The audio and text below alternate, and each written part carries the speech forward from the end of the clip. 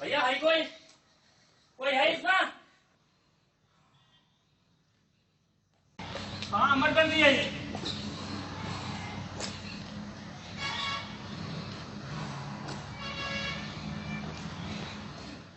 अरे है कोई इसमें? कोई है?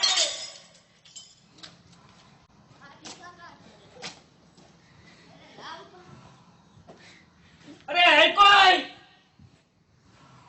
अरे कोई है यहाँ पर?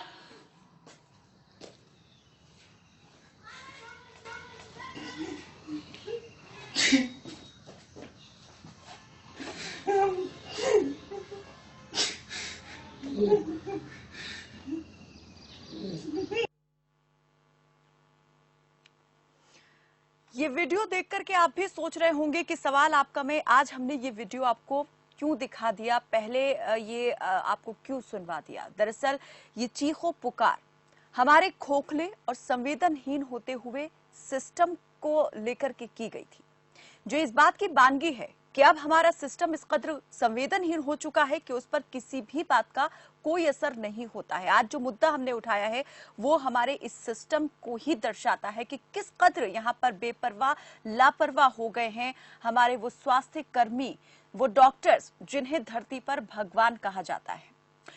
आप चाहे कहीं भी स्वास्थ्य देखभाल के लिए जाएं, आपको सम्मान के साथ उपचार पाने का अधिकार है। ये बात भले ही हमें उपचार पाने के अधिकार के प्रति आश्वस्त और जागरूक करती हो, लेकिन लापरवाही की नींद सोए और संवेदनहीन हो चुके हमारे सिस्टम के लिए इस बात के कोई मायने नहीं है।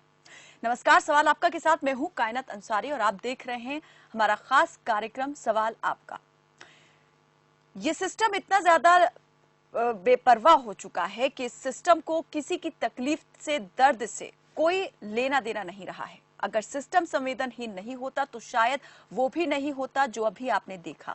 मामला यूपी के हरदोई का है, जहां स्वास्थ्य केंद्र के बंद दरवाजे पर एक बुजुर्ग महिला ने तड़प तड़प कर दम तोड़ दिया, लेकिन स्वास्थ्य केंद्र के बंद दरवाजे नहीं खुले। मां को इलाज के लिए बेटा स्वास्थ्य केंद्र लेकर आया था, चक्कर काटता रहा, डॉक्टर्स को बुलाने और दरवाजा खोलने के लिए गुहार लगाता रहा, चीखता रहा, लेकिन कोई नहीं आया। ऐसा नहीं है कि प्राथमिकी स्वास्थ्य केंद्र पर कोई ताला लगा था, अस्पताल अंदर से बंद था, लेकिन मदद के लिए और अपना फर्ज निभाने के लिए कोई आगे नहीं आया, जिसका नतीजा ये हुआ कि अस्पताल के बंद गेट के सामने ही बुजुर्ग महिला ने दम तोड़ दिया। अब सवाल ये उठता है कि इस मौत के लिए कौन जिम्मेदार है? क्या सिस्टम इतना खोखला और संवेदनहीन हो गया है कि उसे किसी बात से कोई फर्क नहीं पड़ता है? क्या ये मान लें कि इस मौत के साथ ही सिस्टम की भी मौत हो चुकी है? तो ये कार्यक्रम जो आज सिस्टम में आने वाली उन खराबियों को उजागर करने के लिए हम लेकर आए हैं, इस सिस्टम से जुड़े आपके भी कोई सवाल हैं, कोई प्रश्न हैं, कोई शिकायतें हैं, तो आप भी हमारे साथ इस कार्यक्रम में जुड़ सकते हैं। स्वास्थ्य व्यवस्थाओं की ये जो दीमक स्वास्थ्य व्यवस्थाओं को चाट रही है, लापरवाही की और अनदेखी की, इस सिस्टम का अगर आप भी शिकार हो चुके हैं तो आप भी हमारे साथ जुड़कर अपनी बात जिम्मेदारों तक पहुंचा सकते हैं। नंबर हम आपको एक बार फिर से दिखा देते हैं। इन नंबर पर कॉल करके आप हमारे साथ इस कार्यक्रम में जुड़ सकते हैं। सवाल आपका में हम उठाते हैं मुद्दे जो होते हैं आपसे जुड़े, समाज से जुड़े, जिनका सरोकार आपसे होता है, समाज से होता है। तो आज एक ऐसी हकीकत को हम लेकर आए हैं जो देखने में बेहद ही भयावह है, बेहद कड़वा सच, लेकिन ये सच जो है उस सिस्टम से जुड़ा हुआ है जिसे हम सरकारी तंत्र कहते हैं, सरकारी सिस्टम कहते हैं, जो ये भरोसा देता है कि हम आपके लिए हैं, आपके द्वारा हैं और आपकी सेवा के लिए हम तत्पर हैं। लेकिन जब मौका पड़ता है तो किस तरीके से यहाँ पर इन विभागों में, इन कार्यालयों में बैठे हुए, इन संस्थानों में बैठे हुए अधिकारी कर्मचारी अपनी जिम्मेदारी से पल्ला झाड़ लेते हैं, ये कोई भी यहाँ पर आराम से बता सकता है, आसानी से कह सकता है कि कब कब और कितनी बार वो इस सिस्टम की भेंट चढ़ चुका है, शिकार हो चुका है। आज एक पुत्र ने, एक बेटे ने अपनी मां को खो दिया। इलाज अगर वक्त पर मिल जाता तो शायद उनकी जान जो है, उस महिला की जान बचाई जा सकती थी।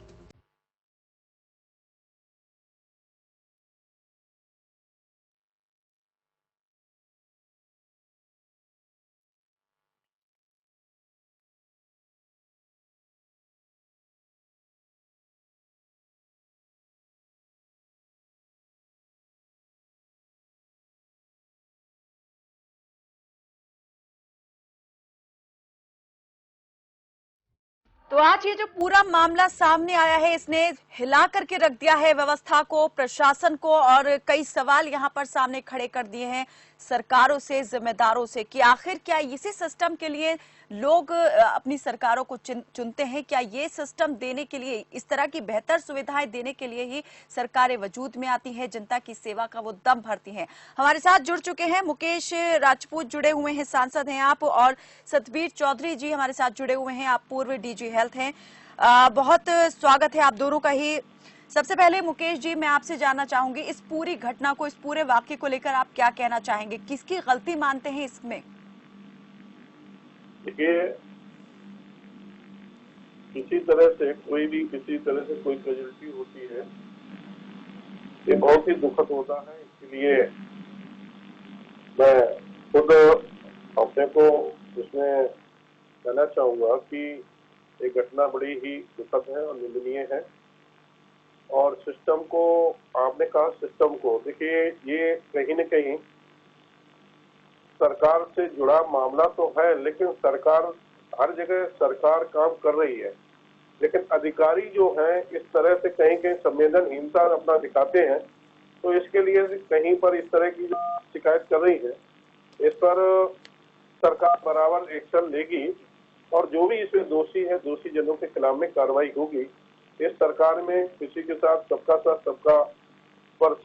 सबका विश्वास है, और सबके विश्वास सबका काम भी हो रहा है। इसलिए मैं आपको विश्वास दिलाता हूं कि जो कैजुअलिटी हुई है उसमें जो भी दोषी जन है उन पर जरूर कार्रवाई होगी। लेकिन सर, यहाँ पर सवाल सरकार से इसलिए उठ रहा है कि ये एक ऐसा मामला है जो कि वीडियो वायरल होने के जरिए सामने आ गया। आपने खुद देखा, दरवाजे पर कोई ताला नहीं था, अंदर से यहाँ पर सामुदायिक केंद्र जो है वो बंद लग रहा था, शीशा तक तोड़ दिया जो पीड़ित था, लेकिन उसके बावजूद ना तो कोई कर्मचारी वहां पर बाहर निकल कर आया और ना ही कोई डॉक्टर ही वहां पर सामने आया।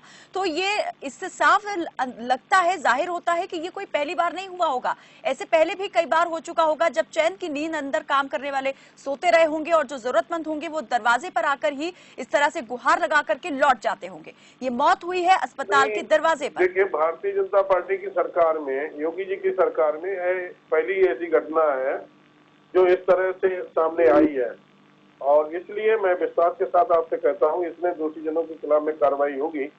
ये कहीं न कहीं अधिकारियों की लापरवाही है, और उसमें जो भी दोषी है उन पर कार्रवाई होगी। सतबीर चौधरी जी हमारे साथ जुड़े हुए हैं, पूर्व डीजी हेल्थ। सतबीर जी, आप क्या कहेंगे इस पूरे वाक्य को लेकर, पूरे घटनाक्रम को लेकर के? कैसे यहाँ पर आप देखते हैं कि जिन लोगों के कंधों पर जिम्मेदारी है लोगों की जान बचाने की, अगर वो ही इस तरह से लापरवाह, बेपरवाह हो जाए तो फिर किससे उम्मीद लगाई जाए? निश्चित तौर पे ये बहुत निंदनीय, शर्मनाक घटना है। सरकारी अस्पताल हो या सरकारी स्कूल हो या कोई भी सरकारी व्यवस्था हो, गरीब आदमी के लिए वही काम करती है। अब कई ऑर्गेनाइजेशन तो, चाहे एजुकेशन है चाहे हेल्थ है, अगर आपने जो प्राइवेट बड़े बड़े अस्पताल बनाए हुए हैं, चाहे वहाँ सारी सुविधाएं हैं, लेकिन गरीब के लिए तो नहीं है। बिल्कुल गरीब के लिए तो सरकारी अस्पताल ही हैं, और अगर सरकारी अस्पताल भी गरीब की नहीं सुनेंगे तो ये बहुत बड़ी विडंबना है।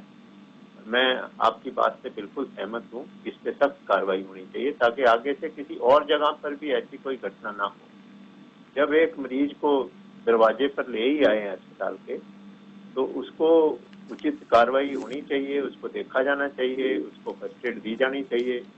और इतना सर, मैं आपसे ये जानना चाहती हूँ कि एक सामुदायिक स्वास्थ्य केंद्र में काम करने वाले जो कर्मचारी होते हैं, स्वास्थ्य कर्मी होते हैं, उनकी क्या जिम्मेदारियां होती हैं, किस तरीके से उन्हें काम करना चाहिए? क्या ये तरीका है कि दिन के वक्त में इस तरीके से स्वास्थ्य केंद्र को बंद रखा जाए? क्या ये इस तरह का कोई नियम होता है? क्या है ये? क्या अगर इस तरीके से कोई करता है तो क्या इसे हम मान लें कि उसने गलती की है, नियमों का उल्लंघन किया है और कार्रवाई उस पर बनती है? अब ये कहना भी बहुत मुश्किल है उस समय डॉक्टर अंदर था या नहीं था, क्योंकि ये भी देखने में आया है कि district level hospital, sub divisional hospital तक तो डॉक्टर रहते हैं या हर समय तत्पर होते हैं। जीएससी में या सर, लेकिन कोई कर्मचारी तक बाहर नहीं आया, डॉक्टर उपस्थित भी नहीं होते, या जो कर्मचारी उपस्थित होते हैं वो पूरे जिम्मेवार नहीं होते। लेकिन ये नहीं होना चाहिए। मैं आपकी बात से पूरी तरह सहमत हूँ, ये नहीं होना चाहिए। सिस्टम ऐसा बनाया जाना चाहिए कि इस प्रकार की घटनाएं बिल्कुल ना हो। चलिए, एक दर्शक हमारे साथ जुड़े हैं, नीरज जुड़े हैं जगाधरी से। जी नीरज जी, स्वागत है आपका, पूछिए। मैडम, सबसे पहले तो मैं आप सबको नमस्कार करता हूँ। मेरा सवाल सांसद मुकेश राजपूत सर से है कि सर, जो ये घटना हुई इसमें सरकार ने कुछ खास कदम उठाने होंगे। खास कदम का मेरा मतलब ये है कि अगर ऐसा आगे भी होता है तो जो उनसे डॉक्टर की लापरवाही होती है इसमें, उनको तुरंत निकाल देना चाहिए ताकि आपके लिए शपथ मिल जाए और आगे के लिए ऐसा कोई कर ना सके, मदद कर सके। नहीं, आगे से दूसरी घटना इस तरह से दोबारा नहीं होगी, ये मैं आपको विश्वास दिलाता हूँ। ऐसी घटना पहली बार जो सामने आई है इस सरकार में, आगे से भविष्य में कोई भी अधिकारी, कोई भी कर्मचारी इस तरह से किसी भी पेशेंट के साथ में ऐसी गलती नहीं करेगा। इस पर कठोर कार्रवाई जी, होगी। बहुत शुक्रिया नीरज जी हमारे साथ कार्यक्रम में जुड़ने के लिए। सर, कठोर कार्रवाई की आप बात कर रहे हैं कि होगी, लेकिन क्या अभी तक इस मामले में कोई कार्रवाई की गई है, कोई संज्ञान लिया गया है? वीडियो ये वायरल हुआ है जिसके बाद ये पूरा मामला जो है लोगों तक पहुंचा और ये शर्मनाक तस्वीर जो है स्वास्थ्य कर्मियों की, स्वास्थ्य महकमे की सामने आई है। लेकिन क्या इस मामले में प्रशासन ने अभी तक कोई कदम उठाया है? नहीं, इसमें जरूर कार्रवाई ऊपर से कमेटी गठित हुई होगी। हमारे संज्ञान में तो नहीं है, लेकिन जैसे ही वीडियो वायरल हुआ है तो अधिकारी हमारे उसमें एक्टिवेट हो जाते हैं, मंत्री से लेके, और वो कमेटी गठित होगी। इस पर जांच चालू हो गई होगी। जहाँ तक नहीं है तो उसका जो भी है प्रोसीडिंग होगी तो हो जाएगी। जो सरकार है यहाँ पर यूपी के अंदर, वो ये दावे करती है कि बेहतर स्वास्थ्य सुविधाएं जो हैं हम पहुंचा रहे हैं, लेकिन अगर एक प्राथमिकी स्वास्थ्य केंद्र पर इस तरह की लापरवाही देखी जाती है तो इसे आप कितना बड़ा अपराध मानते हैं? एक जान चली गई है, अगर वक्त पर इलाज मिल जाता, डॉक्टर वहां पर मौजूद होते या फिर कोई जवाब ही मिल जाता किसी भी तरह का, तो शायद इस तरह की स्थिति नहीं बनती। इसमें कोई दो राय नहीं है। देखिए, इलाज तो बेहतर, पहले से कई गुना अच्छा इलाज हो रहा है। गरीब आदमियों के लिए आयुष्मान योजना के माध्यम से 5 लाख रुपए तक का कहीं पर भी गरीब से गरीब आदमी इलाज करा सकता है। इलाज तो पहले से कहीं बेहतर हुए हैं। कई भी सरकारी पहले अस्पताल होते थे, डॉक्टर नहीं होते थे, डॉक्टर होते थे, दवाएं नहीं होती थी। अब डॉक्टर्स भी हैं, दवाएं भी हैं और बराबर नियमित रूप से देख रहे हैं। आप देख रहे होंगे कि उत्तर प्रदेश में, नहीं पूरे विश्व में, जो कोरोना का जो केसेस चल रहे हैं, लेकिन अपने उत्तर प्रदेश में डॉक्टरों की टीम के माध्यम से ही, हमारे यहाँ के कर्मचारियों अधिकारियों के सहयोग से ही पूरे उत्तर प्रदेश में आप देख रहे हैं कि सबसे कम कैजुअल्टियां हुई, सबसे कम केसेस आ रहे हैं। ये हमारे डॉक्टरों के, और जो भी ज्यादा से ज्यादा हम लोगों को पेशेंट भी ठीक हो रहे हैं। तो इससे ये आप यही अनुमान लगा सकते हैं कि अन्य स्टेट से यहाँ ज्यादा से ज्यादा लोगों को सुविधाएं और उपचार हो रहा है, फैसिलिटी मिल रही है, दवाएं भी नियमित रूप से मिल रही है, चेकअप भी नियमित रूप से हो रहे हैं। तो ये तो हम कह सकते हैं पहले से बेहतरीन सब कुछ है। लेकिन इस स्वास्थ्य केंद्र के बारे में आप क्या कहेंगे? हरदोई के स्वाइजपुर में जो ये स्थित स्वास्थ्य केंद्र है, ये इस तरीके से दिन के वक्त में बंद मिला, यहाँ लाख दरवाजा पीट लिया पीड़ित ने, शीशा तक तोड़ दिया खिड़की का, लेकिन उसके बावजूद भी कोई बाहर निकल कर नहीं आया। और जब यहाँ पर सुध ली गई तब तक बहुत देर हो चुकी थी, महिला दम तोड़ चुकी थी। चलिए, मैं सर इस पर आपसे बात करूंगी, लेकिन एक दर्शक हमारे साथ जुड़ी हैं, करनाल से शोभा जुड़ी हैं। जी शोभा जी, स्वागत है आपका, पूछिए। हाँ जी, नमस्ते। हेलो जी जी, हम सुन पा रहे हैं आपको, पूछिए। आवाज आ रही है आपको? जी बिल्कुल। अच्छा, मैं ये कहना चाह रही हूँ कि मतलब ऐसा लग रहा है कि जैसे अंदर कोई भी नहीं, पर बहुत गलत हुआ है जो भी हुआ है। और ये भी चेक करवाना चाहिए कि टाइमिंग क्या है इनके कि, और दूसरी बात ये कि मतलब हम लोगों को समझ जाना चाहिए कि इसीलिए सारे ये सरकारी संस्थान बंद होते जा रहे हैं और प्राइवेट हाथों में दिए जा रहे हैं। तो जनता को या मतलब जो आम एम्प्लॉयज है उनको समझ जाना चाहिए कि इतनी लापरवाही सही नहीं है, यदि लापरवाही हुई है तो। चलिए, बहुत शुक्रिया शोभा जी हमारे साथ कार्यक्रम में जुड़ने के लिए। जी मुकेश जी।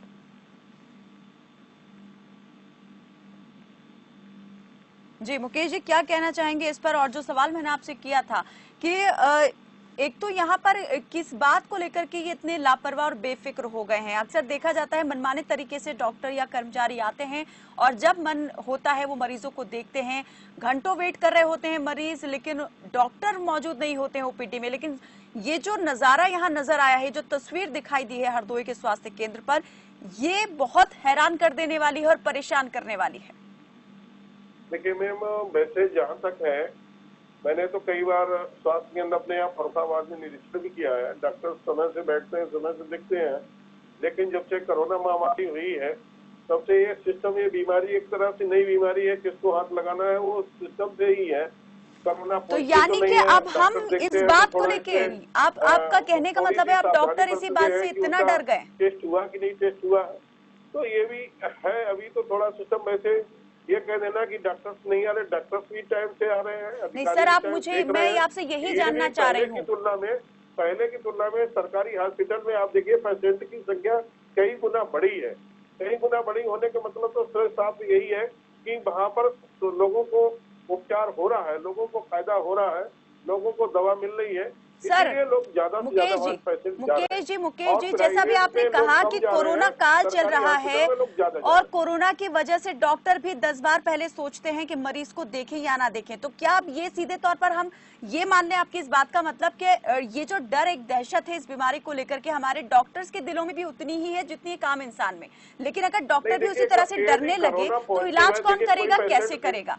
और अगर किसी को हार्ड एंड फास्ट तुरंत इलाज की जरूरत है तो क्या वो इस बात का इंतजार करेगा कि पहले उसका कोरोना टेस्ट करवाया जाए? डॉक्टर इस बात के लिए उसे वेट कराएगा? क्या ये आप मानते हैं कि ये बिल्कुल सही है, जायज है? एक डॉक्टर के नाते सबसे पहले क्या फर्ज होता है एक डॉक्टर का कि वो मरीज को देखे, कैजुअलिटी अगर है तो पहले उसकी गंभीरता को समझे।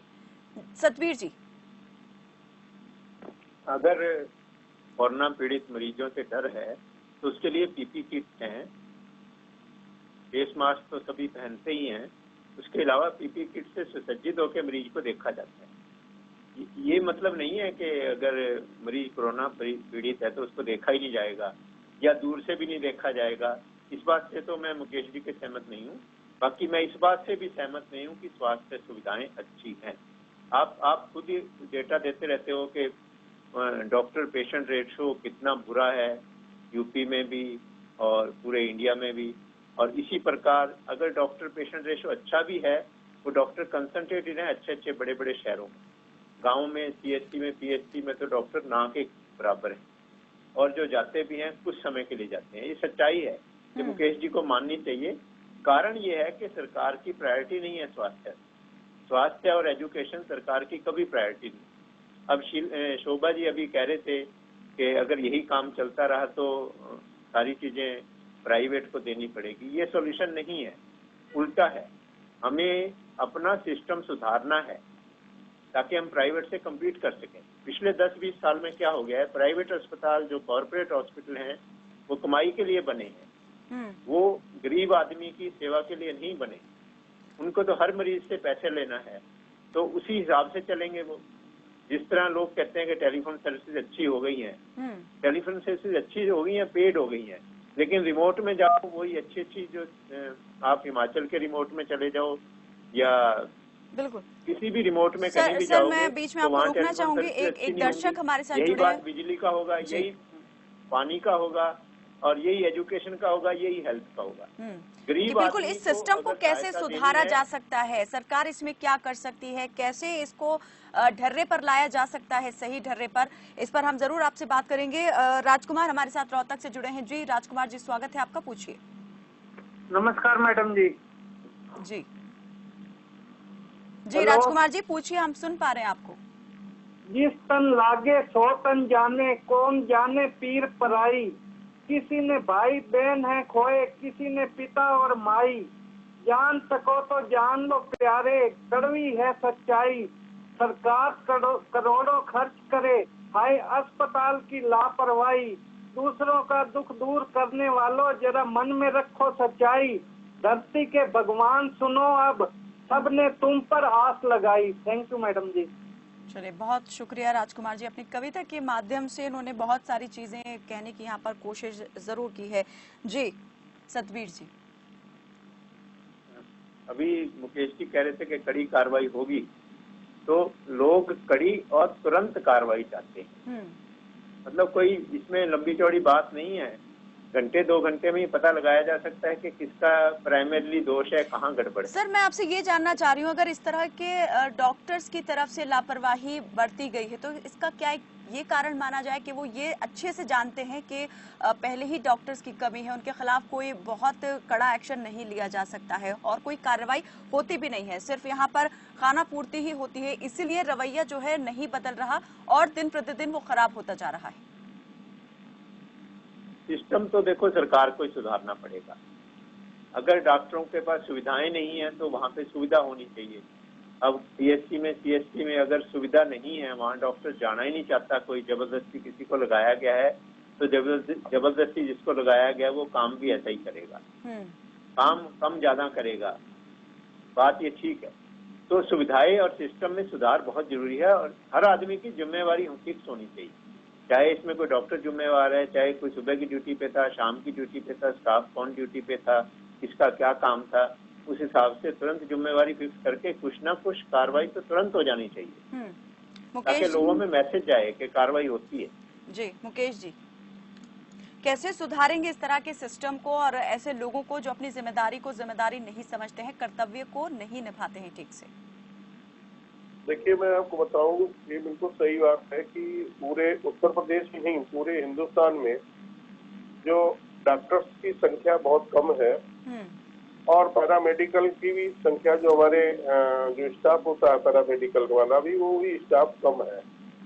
ये पूरा उत्तर प्रदेश नहीं, पूरे हिंदुस्तान में। ये भी नहीं है कि इनको डॉक्टर्स को या पैरामेडिकल को एकदम बनाया भी जा सकता। ये विद्यार्थियों की ये रुचि का विषय है कि वो कौन पैरामेडिकल में जाना चाहता है, कौन डॉक्टर्स की डॉक्टर डिग्री लेना चाहता है, कौन डॉक्टर्स बनना चाहता है। और डॉक्टर्स जो बनते भी हैं, जिनके भी बच्चे डॉक्टर्स बनते हैं, वो ग्रामीण क्षेत्र में डॉक्टर्स नहीं जाना चाहते हैं। ये भी सच्चाई है, क्योंकि पहले आदमी जाना चाहता है, मेट्रो सिटी में जाना चाहता है। जो डॉक्टर्स बनता है, जो डॉक्टर्स की डिग्री लेता है, वो पहले मेट्रो सिटी में जाना चाहता है, फिर मेट्रो सिटी के बाद में फिर वो सिटी में आना चाहता है। वो गांव में, ग्रामीण क्षेत्रों में नहीं जाना चाहता। और जो लोग हैं, जैसे भी सिस्टम है, जो भी परिस्थितियां हैं, उन परिस्थितियों के हिसाब से हमारे डॉक्टर, हमारा पैरामेडिकल का स्टाफ अच्छा काम कर रहा है। और सरकार एकदम इन चीजों को बना भी नहीं सकती है, इन चीजों की रिक्वायरमेंट कहीं से भी कर सकती है। डॉक्टर्स को लेबर की कहीं कमी है, लेबर की तो पूर्ति की जा सकती है, डॉक्टरों की कहीं से आपूर्ति नहीं, और डॉक्टर्स की आपूर्ति हिंदुस्तान में ही कम है। एक और दर्शक हरिश्चंद्र, हमारे क्वालिफाइड बच्चे आएंगे और डॉक्टर्स बनेंगे, और डॉक्टर्स बनेंगे, पैरामेडिकल में बच्चे आएंगे। लेकिन सर इसके लिए और भी कई दूसरे कारण हैं यहाँ पर डॉक्टर्स की भारी कमी के लिए। इस पर हम जरूर आगे बात करेंगे। हरिश्चंद्र एक हमारे साथ दर्शक जुड़े हैं कुरुक्षेत्र से। जी हरीश जी, बहुत स्वागत है आपका, पूछिए। हरीश जी, अपनी टीवी की आवाज को कम कर दें। हरिश्चंद्र जी, अपनी टीवी की आवाज को कम कर दें। हाँ जी जी मैं हरियाणा से बोल रहा हूँ जी। जी जी पूछिए, क्या पूछना मैं चाहते हैं? हरियाणा से बोल रहा हूँ जी। तो ये सिस्टम जो, हाँ जी मैं हरियाणा से बोल रहा हूँ जी। जी जी हाँ, वो पूछिए, हम हाँ सुन पा जी, रहे हैं मैं आपको। ये जो अस्पतालों में सिस्टम देखा है ना जी, जो जी। डॉक्टर लोग हैं वो पॉलिटिकल राजनीति से ज्यादा जुड़े होते हैं जी। वो आम आदमी को कुछ समझते नहीं जी।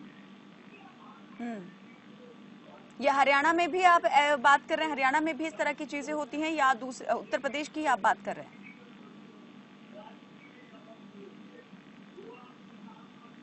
चलिए, बहुत शुक्रिया हरिश्चंद्र जी हमारे साथ इस कार्यक्रम में जुड़ने के लिए। क्या कहेंगे यहाँ पर सतबीर जी के ये जो चीजें हैं, ये सिस्टम में इतनी ज्यादा अब बैठ चुकी हैं, रम चुकी हैं कि आसान नहीं है इनको सुधारना, लेकिन शुरुआत तो कहीं से करनी पड़ेगी ही। कैसे की जा सकती है वो शुरुआत और कहाँ से शुरू करना चाहिए? सबसे पहला तो काम है कि हेल्थ डिपार्टमेंट का बजट बढ़े, सुविधाएं हों सब जगह पर। अब मुकेश जी कह रहे थे कि नए नए डॉक्टर जो आते हैं, जो शहरों से, आजकल सिस्टम ऐसा हो गया, कोचिंग है, शहरों के बच्चे ज्यादा मेडिकल कॉलेज में जाते हैं। जो बच्चा सारी उम्र शहर में रहा है उसको जब गांव में भेज दिया जाता है जहाँ पर टॉयलेट नहीं होता, जहाँ पर सड़क नहीं होती, जहाँ पर कुछ नहीं होता, तो उसको थोड़ी सी तकलीफ तो होती है। सुविधाएं होनी चाहिए पूरी और उसको सैलरी अच्छी मिलनी चाहिए। दूसरी, इन्होंने कहा कि डॉक्टर कम है, ऐसी बात नहीं है। आप 1000 डॉक्टरों को इंटरव्यू के लिए बुलाते हो तो 5 या 6000 डॉक्टर आते हैं, 5 या 6 गुना आते हैं। ऐसी बात नहीं कि डॉक्टरों की कमी है। और सतबीर जी, मैं ये भी कहना चाहूंगी कि मेडिकल की फील्ड की तरफ अगर स्टूडेंट कम रुख करते हैं, उसकी वजह ये भी है कि ये इतनी महंगी हो गई है पढ़ाई यहाँ पर, और डोनेशन इतना ज्यादा हो गया है कि हर किसी की बस की बात नहीं रही है। इसलिए जो प्रतिभावान स्टूडेंट्स हैं वो भी यहाँ पर चाहकर भी दाखिला नहीं ले सकते। वही प्राइवेटाइजेशन की बात आ गई। प्राइवेट मेडिकल कॉलेज इतने ज्यादा हो गए हैं और सरकारी मेडिकल कॉलेज बनने लगभग बंद हो गए हैं। एम्स के नाम पे जरूर कुछ नए कॉलेज बन रहे हैं, बाकी जो नए मेडिकल कॉलेज हैं बहुत कम बन रहे हैं। प्राइवेट मेडिकल कॉलेज ज्यादा बन रहे हैं। नहीं, आप अपने में देखिएगा, नए मेडिकल कॉलेज इस सरकार में सर्वाधिक बने हैं। ऐसा कोई नहीं, 2 जनपदों के बीच में एक नया मेडिकल कॉलेज बन रहा है। ये कहना मेडिकल कॉलेज नहीं बन रहे, मेडिकल कॉलेज हो चाहे एम्स हो और चाहे पीजीआई हो, सबसे ज्यादा मेडिकल कॉलेज बन रहे हैं। चलिए सर, हम यही जानना चाहेंगे। जी बिल्कुल ठीक कह रहे हैं, मेडिकल कॉलेज बन रहे हैं, लेकिन प्राइवेट ज्यादा बन रहे हैं। मैं ये कह रहा हूँ सरकारी प्राइवेट से भी ज्यादा इस समय सरकारी मेडिकल हर 2 डिस्ट्रिक्ट में है। आप देखिए, हमारे मैनपुरी में मेडिकल कॉलेज है, कन्नौज में मेडिकल कॉलेज है, एटा में मेडिकल कॉलेज है, शाहजहांपुर में मेडिकल कॉलेज है। यहाँ मैं पास की बात बता रहा हूँ आपको। ऐसे करके हम लोगों ने बात रखी, हमारे फर्रुखाबाद नहीं तो उन्होंने कहा फर्रुखाबाद में भी मेडिकल कॉलेज की हम लोग प्रयास कर रहे हैं। बहुत अच्छी बात है, बहुत अच्छी बात है। ज्यादा मेडिकल कॉलेजों की तो योगी जी सरकार ने जगह लगा दी है। बिल्कुल मुकेश जी, मेडिकल कॉलेज की तो आप कह रहे हैं कि बहुत ज्यादा बन रहे हैं और काफी संख्या में बन रहे हैं। चला आ रहा है, एकदम ठीक होना संभव नहीं है, उसे धीरे धीरे बराबर निरंतर अब इस पूरे मामले में कि आगे इस तरह के मामले की पुनरावृत्ति ना हो, कोई दूसरा इस तरीके से अपनी मां को, अपने परिवार के किसी प्रियजन को, सदस्य को ना गवाए, इसके लिए क्या एक्शन लिया जाएगा, क्या कदम उठाएंगे, किस तरह की सभी के लिए एक एडवाइजरी जारी होगी? मुकेश जी देखिए मैम, इसमें हम लोग इस लाइन के व्यक्ति नहीं है। ये जरूर मैं आपको विश्वास दिलाता हूँ कि इस तरह की कैजुअलिटी में सरकार बराबर गंभीरता से इसमें एक्शन लेगी और जो इसमें दोषी है, दोषी जन पर कार्रवाई होगी। ये अधिकारी ही तय करेंगे कि किस उसमें क्या उनका चार्जेस बनता है, कैसे क्या है जी। वो अधिकारी ही अपने, जो भी कमेटी बनेगी और कमेटी की जांच में जो भी दोषी होगा उस पर कार्रवाई होगी। इस लाइन से हम लोग अलग हैं। हम लोग चलिए उम्मीद यही करते हैं कि आपकी तरफ से जो आश्वासन मिला है बिल्कुल वो आप उसे पूरा करेंगे, अपने वायदे को निभाएंगे। मोदी जी की सरकार में एक्शन होता है और दोषी को सजा मिलती है, चाहे कितना भी कोई पावरफुल क्यों ना हो। चलिए, बहुत बहुत शुक्रिया आप दोनों ही मेहमानों का हमारे साथ इस कार्यक्रम में जुड़ने के लिए। तो आज जो विषय यहाँ पर हमने उठाया था सवाल आपका में, वो हरदोई के स्वायजपुर के प्राथमिक स्वास्थ्य केंद्र से जुड़ी लापरवाही का विषय था, जहां पर एक बेटा अपनी मां को इलाज के लिए बार बार गुहार लगाता रहा, स्वास्थ्य केंद्र के चक्कर काटता रहा, लेकिन जो अंदर स्वास्थ्य केंद्र के अंदर मौजूद स्वास्थ्य कर्मी थे, कर्मचारी थे, उनमें से कोई भी बाहर नहीं आया। और जब महिला की मौत हो गई तब कहीं जाकर के जो जिम्मेदार थे, जो डॉक्टर थे, उनकी नींद खुली। आगे इस तरह की घटनाएं ना हो, इसके लिए बेहद जरूरी है कि सरकार जो है इस पर तुरंत एक्शन ले, काम करे, ताकि आगे जो इस तरह की लापरवाही बरतने की मंशा रखते हैं डॉक्टर्स, वो ये अच्छी तरीके से जान लें कि अगर आगे उनकी तरफ से ऐसी कोई कोताही अपनी ड्यूटी को लेकर, अपने फर्ज को लेकर बरती गई तो उनके ऊपर भी जो शासन है उसका शिकंजा जो है कस सकता है, और कानून क्योंकि सभी के लिए एक बराबर है। फिलहाल के लिए मेरे साथ बस इतना ही। आप देखते रहिए खबर फास्ट। नमस्कार।